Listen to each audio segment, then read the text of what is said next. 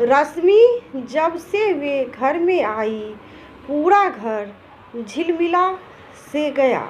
चेतन के माँ पापा को हमेशा से एक बेटी चाहिए थी, मगर इसे किस्मत का खेल ही कहिए कि चेतन के बाद उनकी कोई औलाद हुई ही नहीं। चेतन को उन्होंने बहुत लाड़ प्यार से पाला, आखिर उनका इकलौता बेटा जो था। मगर हेमा जी और मुकेश जी के मन की चाहत हमेशा एक टिस की तरह उनके दिल में रही कि काश एक बेटी तो होती।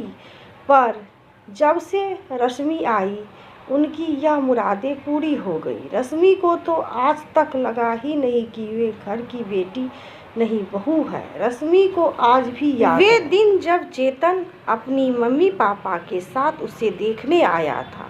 तब हेमा जी ने जिस तरह भरी आंखों से उसे गले लगाया, वे समझ गई कि वे एक घर छोड़कर दूसरे घर ही जा रही है।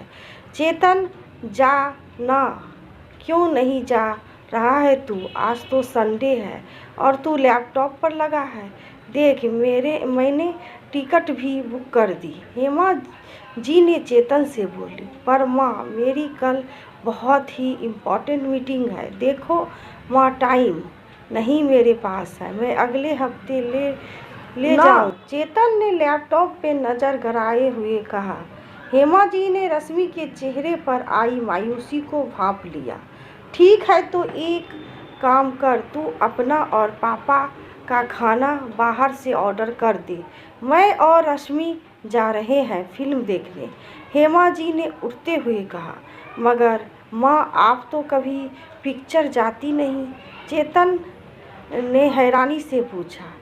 अब जाऊंगी अपनी बेटी के साथ, तू लैपटॉप पर काम कर, हेमा जी मुस्कुराते हुए बोली। अरे, मैंने क्या बिगाड़ा है तुम्हारा? मैं भी चलूँगा। मुकेश जी भी उठ खड़े हुए। बेटा तू बैठो, और वे क्या कहते हैं उसको? हाँ, पिज़्ज़ा ऑर्डर कर लेना अपने लिए। मुकेश जी मुस्कुराते हुए उनके साथ चले गए और बेचारा चेतन उनको जाते हुए देखता रहा। हेमा जी के तो पैरों को पंख लग गए थे। रश्मि के रूप में उन्हें एक नई सहेली जो मिल गई थी, वहीं मुकेश जी को बेटी मिल गई। चेतन का तो काम ही ऐसा था कि उसे अपनी मम्मी पापा के साथ ज़्यादा समय बिताने को नहीं मिलता। उसका एक ही सपना था, ग्रीन कार्ड पाना। वे अमेरिका में बसने में सपने देखता था, इसलिए दिन रात काम में डूबा रहता था। जब से रश्मि आई, हेमा जी और मुकेश जी की जिंदगी में चहल पहल हो गई।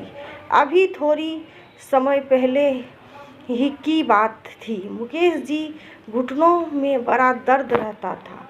रश्मि ने अब सख्त हिदायत दे दी, दिन भर टेलीविज़न के आगे बंद, और अब से मॉर्निंग वॉक और योगा शुरू।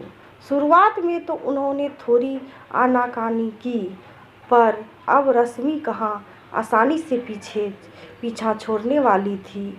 आखिर दोनों को उसकी बात माननी ही पड़ी। वहीं चेतन भी बहुत खुश था कि चलो मम्मी पापा का दिल लगा रहता है, अब वे बेफिक्र हो अपने सपने को पूरा कर सकता है। माँ, रश्मि, पापा, चेतन लगभग चिल्लाते हुए आया। क्या हुआ? माँ ने पूछा। माँ, मेरा अमेरिका का वीज़ा लग गया है, अब मैं अगले हफ्ते ही अमेरिका जा रहा हूँ। कंपनी मुझे 2 साल के लिए अमेरिका भेज रही है। चेतन की खुशी की कोई सीमा ही नहीं थी। देखना माँ, मैं जल्द ही वहाँ आप तीनों को बुला लूँगा, हम तीनों वहाँ साथ ही रहेंगे। चेतन ने माँ को गोल गोल घुमाते हुए कहा। बेटा तू रश्मि को ले जा, हम बाद में आते रहेंगे। पापा ने कहा। नहीं पापा, अभी संभव नहीं है, पर मैं जल्द ही आप लोगों का वीज़ा लगवाने की कोशिश करता हूँ। जल्द ही हम सब अमेरिका में होंगे, चेतन ने चहकते हुए कहा। चेतन की तैयारियां शुरू हो गई। रश्मि का मन उदास था, मगर वे यह सोचकर खुश थी कि आखिर चेतन का सपना सच होने जा रहा है। रश्मि, मैं बहुत खुशकिस्मत हूँ कि तुम मेरी ज़िंदगी में हो। मैं जल्द ही तुम्हें अपने पास बुला लूँगा। अपना ख्याल रखना। चेतन ने रश्मि को गले लगाते हुए कहा। सब एयरपोर्ट पर उसे छोड़ने गए। रश्मि भींगी आंखों के साथ उसे विदा कर आई।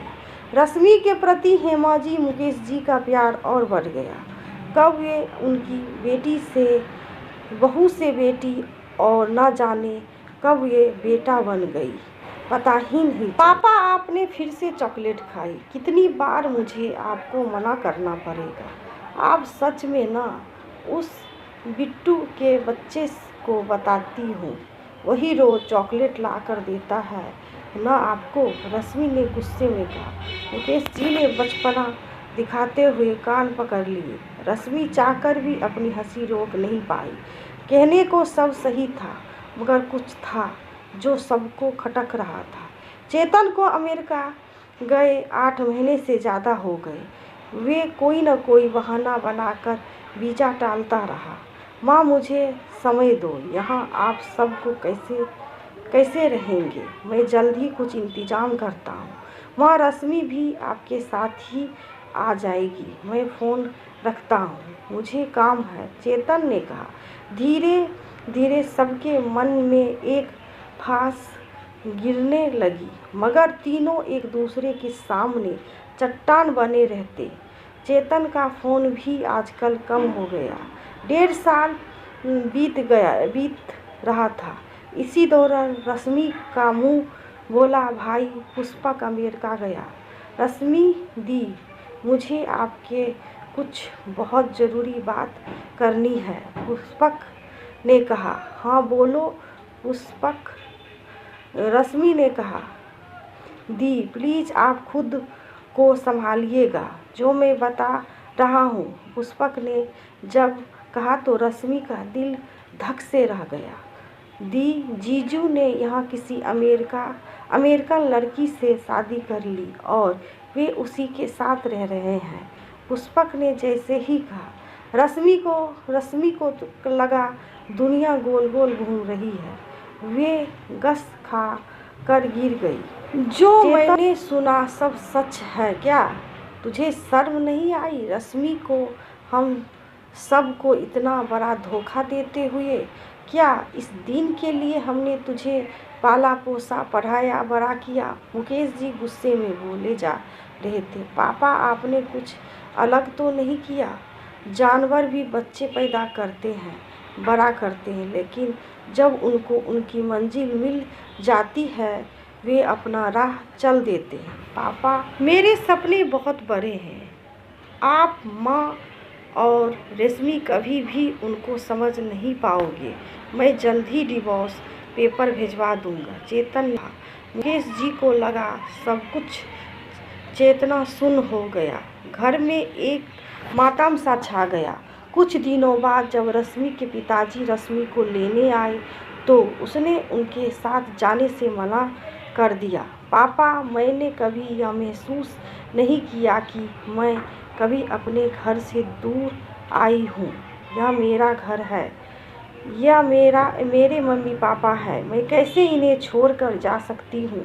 चेतन ने जो किया बहुत गलत किया, मगर आज मैं इन्हें छोड़कर जाती हूँ तो जिंदगी भर मैं खुद को माफ़ नहीं कर पाऊंगी, रश्मि ने दृढ़ता से कहा। मुकेश जी ने भी उसे बहुत समझाया, पर वह टस से मस नहीं हुई। रश्मि ने भी जॉब शुरू कर दी। अब वे उस घर की बेटा बन चुकी थी। तीनों अपने अंदर ढेर सारा दर्द समेटे खुद को संभालने की कोशिश कर रहे थे।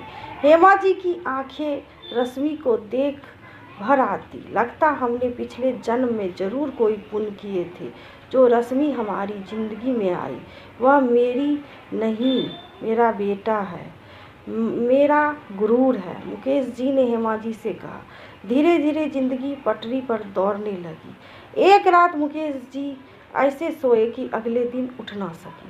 चेतन, पापा नहीं रहे। रश्मि बस इतना ही कह पाई। 2 मिनट की चुप्पी के बाद जो चेतन ने कहा उसकी कल्पना रश्मि सपने में भी नहीं कर सकती। चेतन ने आने में अपनी असमर्थता जता दी।